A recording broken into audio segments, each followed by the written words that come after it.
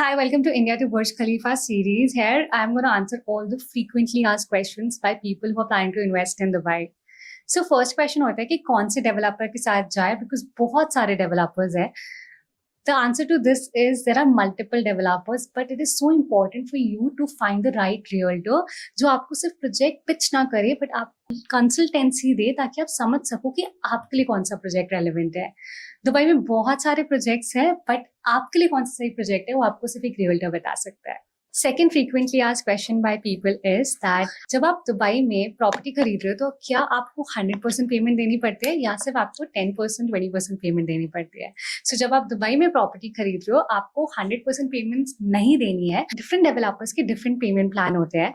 कई डेवलपर्स के payment plan होते हैं जिसमें आपको 5% डाउन पेमेंट देनी है, कई बार आपको 10% डाउन पेमेंट देनी है and then eventually you can pay it. For example अगर कोई 1.3 CR की प्रॉपर्टी है उसके लिए आपको सिर्फ 10% डाउन पेमेंट देनी होती है plus 4% DLD fees and eventually बाकी सारी पेमेंट आप पेमेंट प्लान के थ्रू दे सकते हो.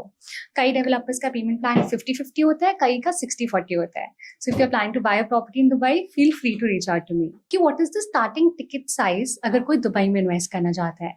आप 1.3 CR से दुबई में इन्वेस्ट कर सकते हो. एट द सेम टाइम आपको भी 1.3 CR नहीं देने हैं, आपको भी सिर्फ 10% या 5% डाउन पेमेंट देनी है. बहुत बारी लोगों को डर होता है कि अगर वो दुबई में इन्वेस्ट कर रहे हैं तो उनकी मनी तो स्टक नहीं हो जाएंगे.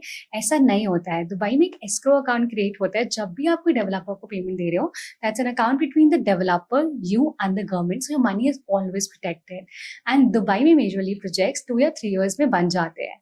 So if you have any question that you want to ask related to Dubai real estate, feel free to reach out to us. People ask me what do you prefer, ready to move in or off plan property?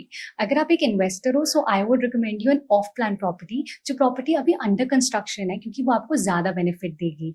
So if you like this episode, do like and share it with your loved ones. And अगर आप Dubai में invest करना चाहते हैं ensure करें कि आप सही रियल्टर के साथ जाए.